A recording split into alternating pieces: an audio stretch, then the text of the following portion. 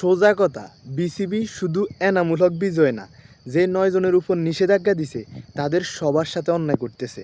ঘটনা হচ্ছে এনামুল হক বিজয় যেভাবে এসে প্রকাশ্যে তাদের বিরুদ্ধে দাঁড়াইছে, এরকম কেউ দাঁড়ায় না। এখনও কিন্তু দেখলে বা খেয়াল করলে বোঝা যায় যে আমাদের সব কিছুর মধ্যেই স্বৈরতন্ত্র, এবং আমরা ব্যক্তিগতভাবে বাংলাদেশের প্রত্যেকটা মানুষ কিন্তু স্বৈরশাসক।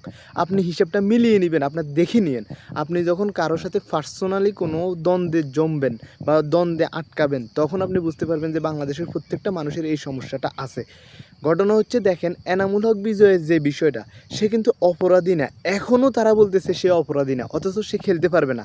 এতদিন ছিল বিপিএল খেলতে পারবে না, এখন তার এইসব আইনানুগ ব্যবস্থা সে নিয়েছে, তার উপর ক্ষোভ করে রাগ করে তাকে এখন কোনো কিছুই খেলতে দেওয়া হবে না। ইভেন কি দেখবেন এভাবে করে ধামাচাপা দিতে দিতে তাদের ক্যারিয়ারটাই শেষ করে দিবে। আমার কথা হচ্ছে, তারা জাতীয় দলে আসার কোনো সম্ভাবনা নাই, কিন্তু তারা তো লিগ খেলে বিপিএল খেলে তাদের সংসারটা চালাইতেছে। আপনি সেখানে কোনো এভিডেন্স ছাড়া, কোনো প্রমাণ ছাড়া তার উপর একটা মিথ্যা মামলা ঢুকাই দিলেন, তার উপর মিথ্যা একটা দোষ চাপাইয়া দিলেন, এবং সেই দোষের আপনি কোনো নির্দিষ্ট সমাধান দিতে পারলেন না। আইসা তাদেরকে বহিষ্কার করে দিলেন, আবার বলতেছেন তারা কিন্তু অপরাধীও না। সো এটা কিন্তু আপনাদের সবচেয়ে বড় অপরাধ।